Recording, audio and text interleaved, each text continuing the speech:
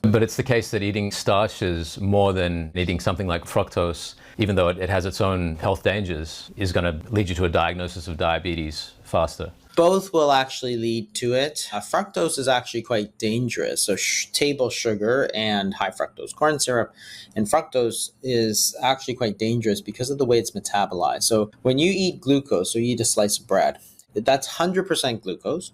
So therefore, your blood glucose will go up higher. However, all the cells in your body can metabolize that glucose. So your brain can use it, your heart can use it, your liver can use it, your kidneys can use it.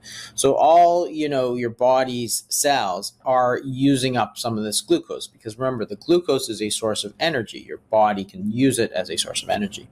If you take fructose, it's not going to raise your blood glucose because that's fructose, not glucose. However, none of the cells of your body can actually use that fructose. So your muscles, your biceps and triceps and so on, they can't actually use that fructose as a source of energy, the same way they could use the glucose that came in from that slice of bread. So all of it goes right into the liver and sort of puts a lot of pressure on the liver.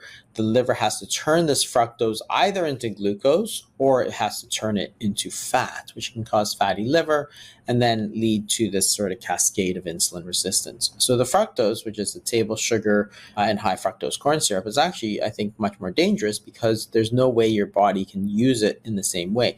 So if you weigh 180 pounds, all 180 pounds of your body can use glucose. Whereas if you eat fructose, none of that 180 pounds can. Only the 5 or 6 pounds of liver can actually metabolize that amount of fructose. So fructose is actually much more dangerous. So it's a more concentrated impact on the liver through eating fructose as opposed to starches. Yeah, and there's no way for your body to get rid of it in the same way, because when you eat starches, then it's easy to get rid of. So if you're not eating sort of a lot of starches, then your body will just simply burn it off for energy, and that's it. It's not going to overflow into the blood. But the fructose is a totally different matter. And fructose being fruit sugar, does this mean that fruits are generally a bad idea, are generally out? That's where there's a little bit of paradoxical truth to that. I mean, on the one hand, the fructose you get in fruit is fructose. So whether you get fructose from fruit or whether you get fructose from Coca-Cola and the high fructose corn syrup, it's the same fructose. It's the same molecule.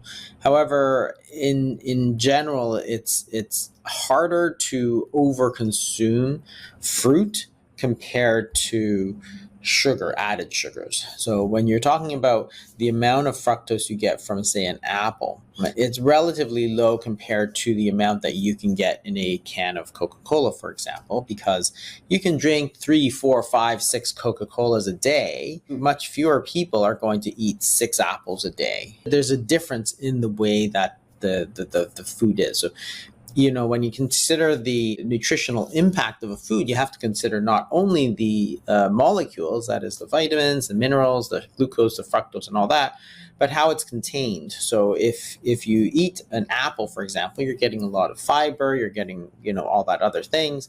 That's going to make you full. You're unlikely to sort of overeat it day in and day out. So whereas people will drink 3 cans of soda a day for like a year, very few people will eat 3 apples or 4 apples and go on apple binges and stuff. It just doesn't happen to the same degree. So therefore, in terms of the overall danger of fruit versus added sugars, generally added sugars are much more dangerous to your health.